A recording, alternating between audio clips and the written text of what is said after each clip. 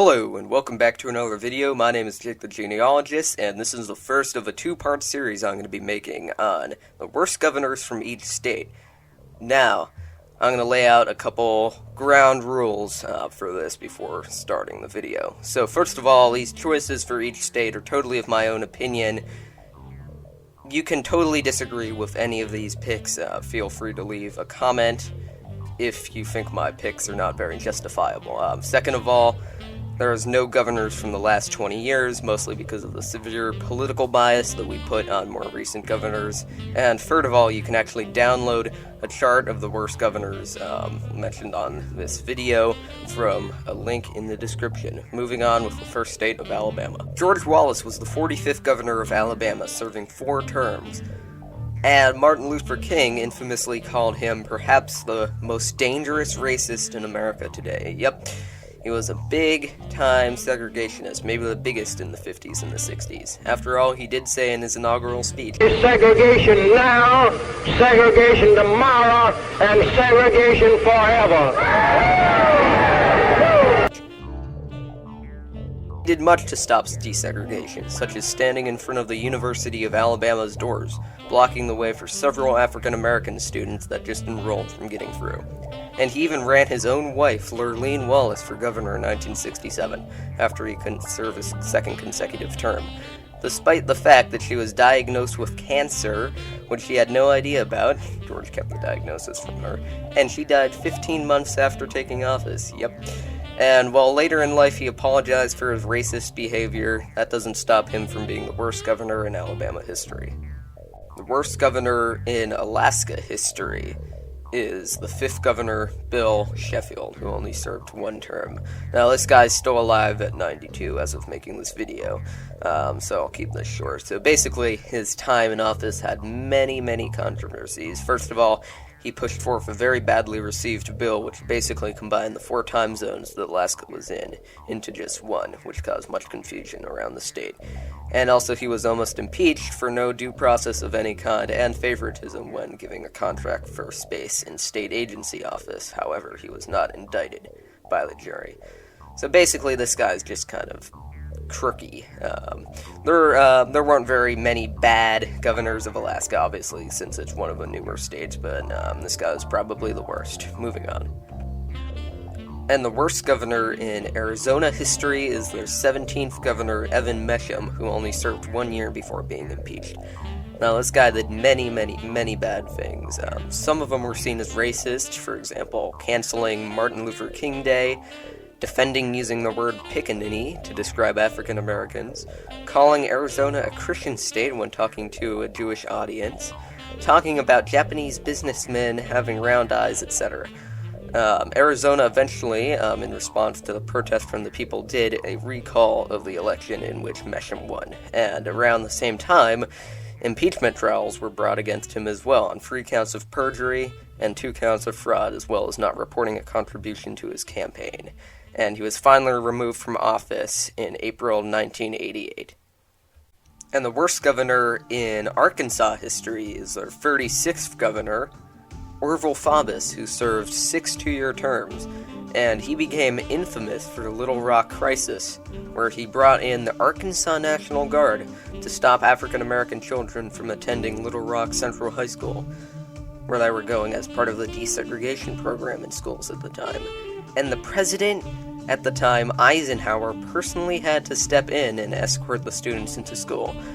Now, he's mainly on here for this one reason, because it brought national attention to the whole issue of segregation and really kind of propelled the movement even more. And he was pretty popular. I mean, as you can tell, he won 6 different straight elections in Arkansas, and he even got a lot of the African-American vote, but unlike George Wallace, he never really apologized for any of his racism towards African-Americans, and so that's why he is on this list.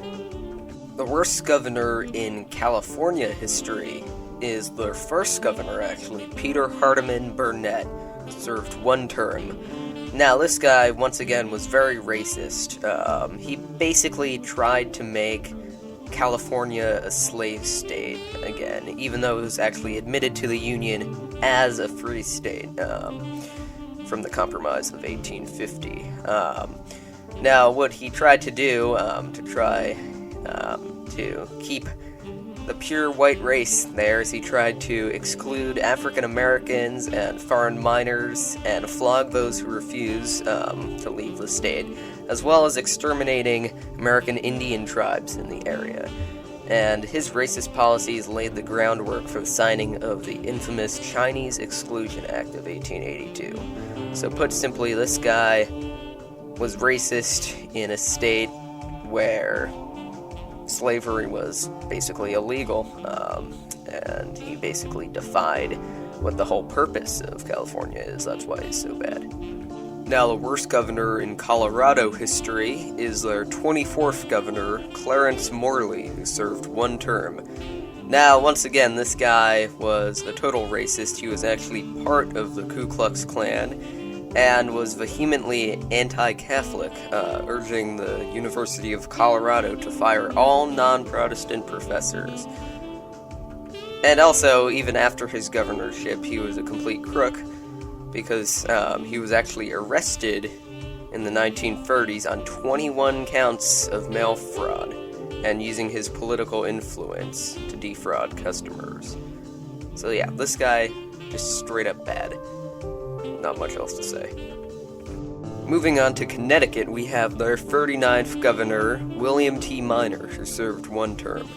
Now, this guy was part of the American Party, one of the biggest third party back in the day, dubbed the Know Nothing Party by their opponents because they kind of knew nothing, I suppose.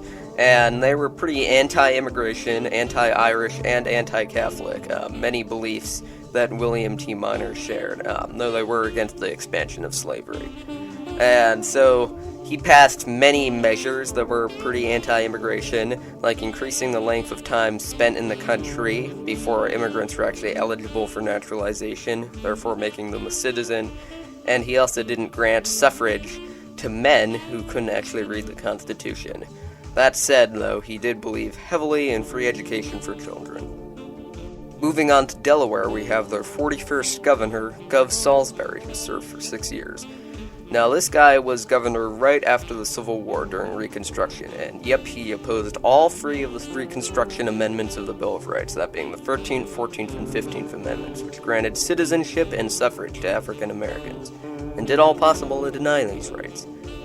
In addition to this, he recommended that all African Americans convicted of a crime should be sold back into slavery. And he was so successful in spreading this fear and hate that no Republicans whatsoever were elected to a General Assembly of the state in 1868 and many years after. So he basically impacted Delaware badly for many years to come by disenfranchising African Americans and essentially wiping out the Republicans off the map for several years. Now, moving on to Florida, this is one of the best ones. We have their 22nd governor, Sidney Johnston Katz, who served 1 term. Now, he was part of the Prohibition Party, which, you guessed it, was against the consumption of alcohol.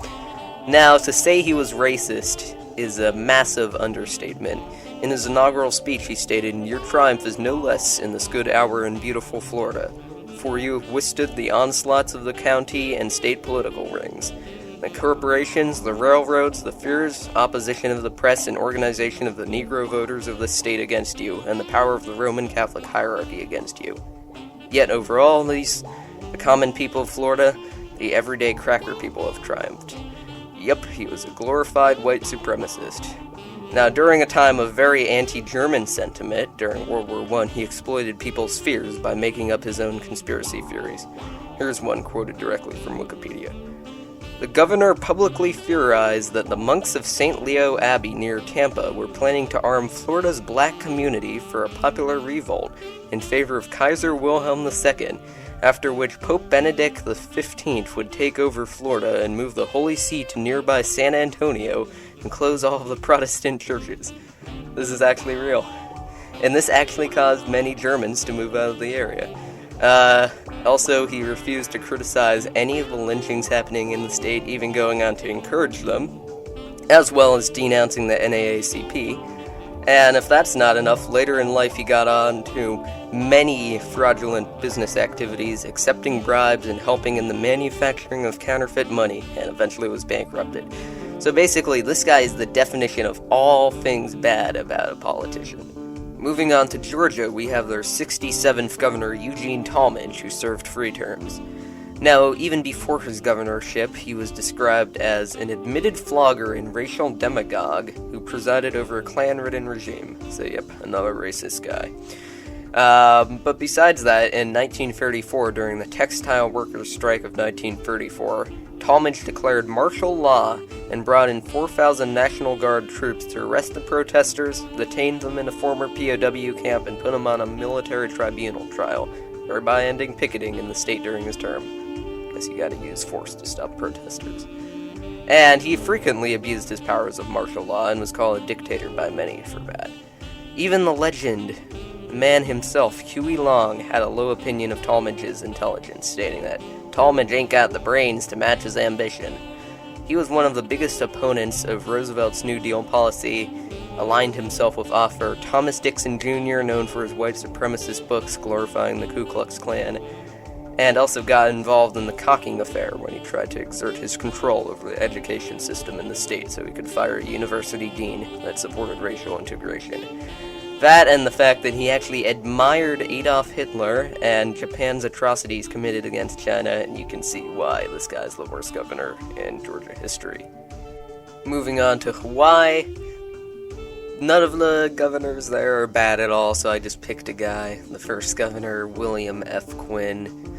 I mean, he really didn't do anything bad at all, but I just had to pick somebody. Moving on. Going on to Idaho, we have their 18th governor, Chase A. Clark, who served 1 term. Now, put simply, all this guy did was speak out in favor of the Japanese internment camps. No big deal. But was actually against them being in his state, like most West Coast governors. After the bombing of Pearl Harbor, he stated, "Japs live like rats, breed like rats, and act like rats. We don't want them permanently located in our state." Moving on to Illinois, we have their 26th governor, Len Small, who served 2 terms. Now, if you thought Blagojevich was bad, this guy just takes the cake. This guy is undoubtedly the worst of the many corrupt governors of Illinois. Just you wait. So, already 6 months into his term, he was actually indicted for embezzling in a money laundering scheme $1 million worth, that's $14.5 million in today's money, of state funds and putting it into a fake bank. However, he was later acquitted, but 8 of the members of the jury actually got jobs for his state soon after, raising jury tampering suspicions. As well as this, he pardoned many awful people, such as Harry Guzik, convicted of kidnapping young girls and forcing them to be prostitutes, as well as Spike O'Donnell, one of the biggest leaders of the bootlegging gangs of Chicago. So basically, this guy was like the worst guy to have during a time when Chicago was one of the worst cities you could possibly live in America. And the worst thing about this guy is he never actually got put in prison for any of his corrupt practices, unlike some of these other guys. That's why he's the worst. Going on to Indiana, we have their 32nd governor, Edward L. Jackson, who served 1 term. Now, before his governorship, he was actually approached by D.C. Stevenson, then Grand Dragon of the Indiana Ku Klux Klan, who asked if he wanted the Klan's support, and stupidly accepted this deal, and began being controlled like a puppet by them, granting state charters to them and attempting to bribe then-Governor Warren McRae to not take action against the Klan. He actually refused, being a millionaire. And when he finally became governor, he became pretty corrupt and was still controlled by the Klan. He pardoned a Klan member convicted of contempt of court. However, he was actually directly involved in the downfall of the second Klan incarnation by refusing to acquit the same D.C. Stevenson when he was convicted of rape. However, his term ended in disgrace as bribery charges were brought against him and people exposed all of his bribery and corruption that he got up to during his term. On to Iowa, and the worst governor there is the 22nd governor, William L. Harding, no relation to the president, who served 2 terms. Now, basically, this guy, heard Wilson's statements, Woodrow Wilson's statements about patriotism, and he was pretty convinced by them, and he felt that assimilation was the best way to get people to be patriotic. And he claimed that foreign language was used by enemies of the state for propaganda, and thus became the first and only governor to outlaw the use of foreign language in public, or as he called it, the Babel Proclamation. So basically, the Babel Proclamation essentially outlawed all use of language other than English over the telephone, in public, in religious services, and even in schools. Talk about restricting freedom of speech. This guy is the ticket. Besides that, his term had many scandals and controversies, and the man's hostility towards the Iowans of German and Scandinavian descent only helped his cause. Later, he was also revealed to have been bribed for the release of a criminal convicted of rape, and impeachment proceedings were brought against him but failed. And moving on to Kansas, we have the 22nd Governor, Jonathan M. Davis, who served one term.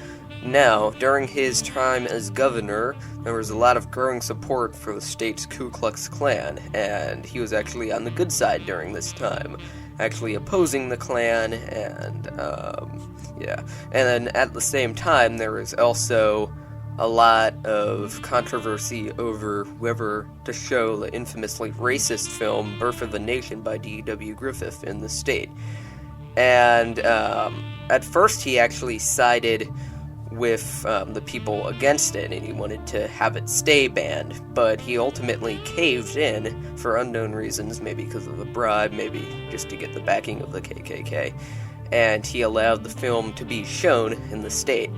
However, he did do some good things like cutting taxes, endorsing women's suffrage, and veteran pensions. However, only a day after his term ended, he was actually arrested and indicted 2 times for bribery, but was later acquitted for both.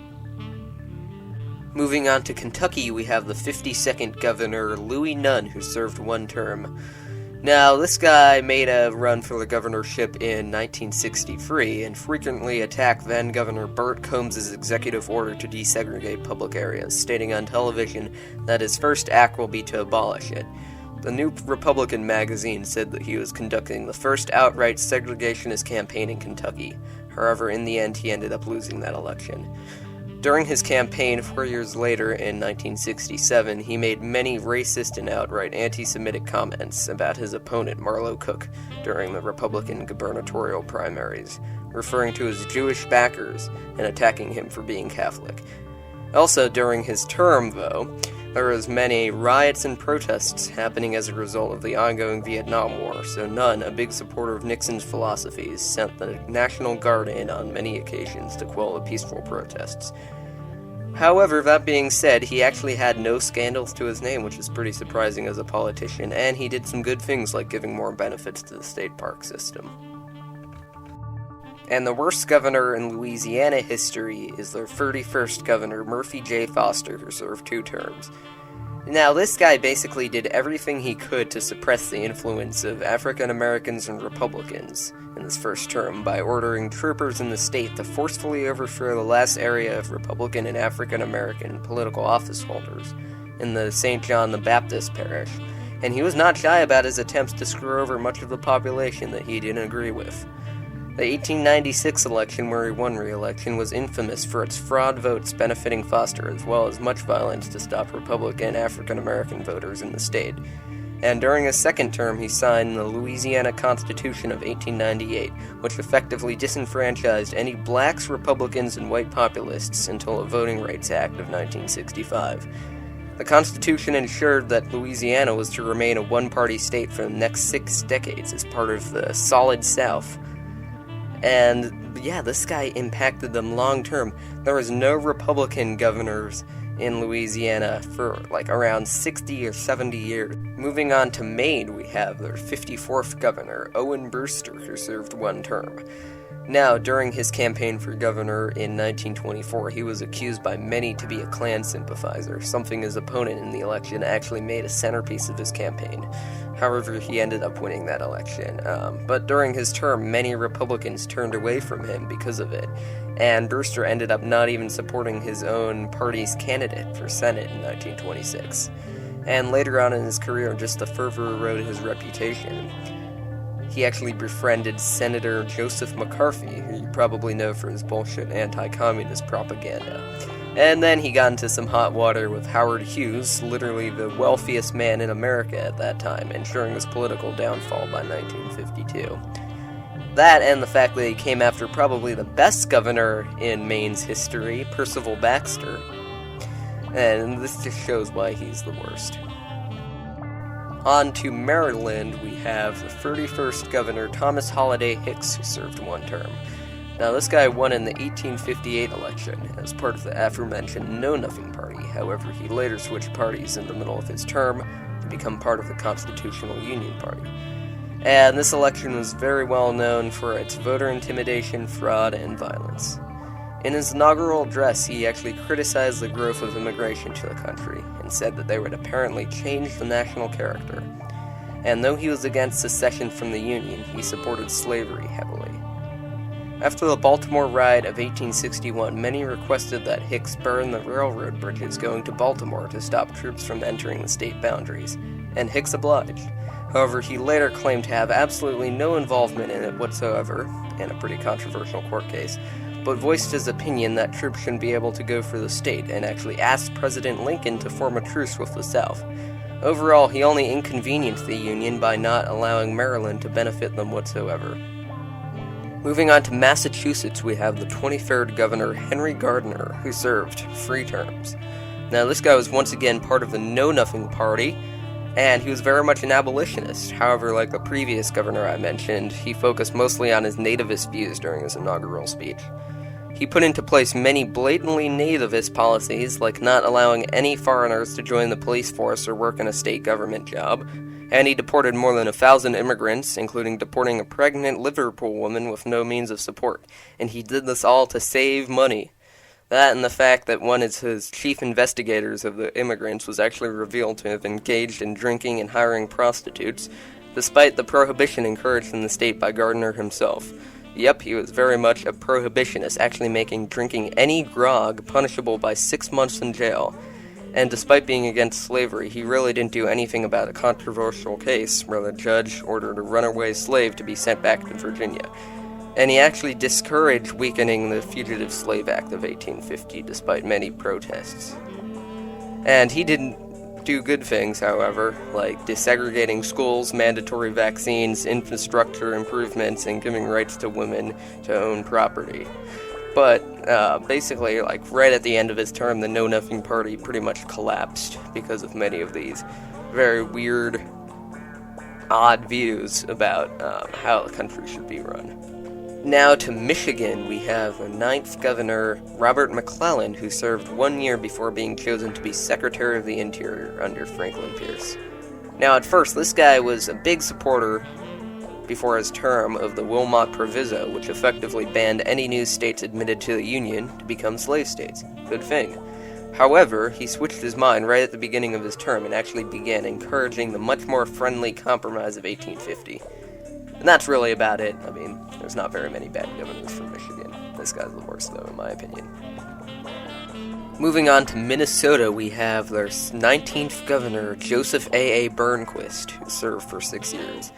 Now, during his tenure as governor, the U.S. actually entered World War I, and there was many growing tensions about people, especially foreigners' allegiance to the country. Thanks, Woodrow Wilson. Anyways, Burnquist basically created the Minnesota Commission of Public Safety, or the MCPS, meant to snuff out anyone potentially suspicious and keep the populace's sentiment towards the war at a good level, to basically fix these issues. Now, the MCPS basically terrorized the immigrant population, actually 70% of the state at that time, by ordering school teachers to only teach in English and monitoring the nonpartisan league as well as the industrial workers of the world and denouncing them as unpatriotic. And Burnquist only saw 2 parties during the war, according to him, loyal and disloyal, and did all he could to screw over the apparently disloyal people. On top of that, he was a total patriot, telling people that his middle initials stood for All-American, not remotely true, by the way, they stood for Alfred Arner. But anyways, and now we're on to Mississippi. Oh boy, this one's gonna be good. So, the worst governor in Mississippi history is their 39th and 43rd governor, who served for 2 non-consecutive terms, Theodore Bilbo. Now, if you know anything about governors, you know how bad this guy was. Just to get an idea of who this guy is, let me describe him. So he was only 5'2", or 1.57 meters if you don't live in America. He wore really flashy and bright clothing to draw attention to himself, referred to himself in the third person, was a filibusterer, and a member of the Ku Klux Klan. So yeah, already. Sounds pretty damn bad. And so, first of all, he did nothing to stop the thousands of mob executions and lynchings in the state, stating that, "I am utterly powerless. The state has no troops, and if the civil authorities in Ellisville are helpless, the states are equally so." Furthermore, excitement is at such a high pitch throughout South Mississippi that any armed attempt to interfere would doubtless result in the deaths of hundreds of persons. The Negro has confessed, says he is ready to die, and nobody can keep the inevitable from happening. Yep, he did nothing about it. And to make it worse, his lieutenant governor was actually accused of breach of promise by his secretary, as well as seducing and impregnating her. And Bilbo was called to testify on his behalf, but was actually found hiding in a barn to avoid the subpoena, and was convicted of contempt of court and sentenced to 30 days in jail. And in his second non-consecutive term, he supported Al Smith's bid for president, making up the rumor that Herbert Hoover apparently socialized with a black woman and used that against him. He was so unpopular that many songs were actually written about him, rejoicing over his death in 1947, and he truly was a scabby little reptile.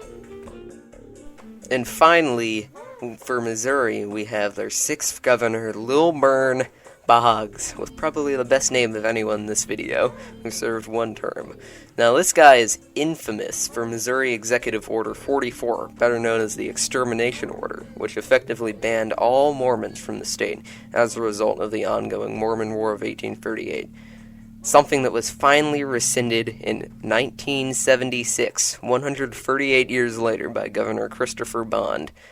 And, well, besides that fact, which is pretty big, his term was severely affected by the Panic of 1837. However, he did do some good things during his term, like passing the Geyer Act, which basically started the state's first public school system.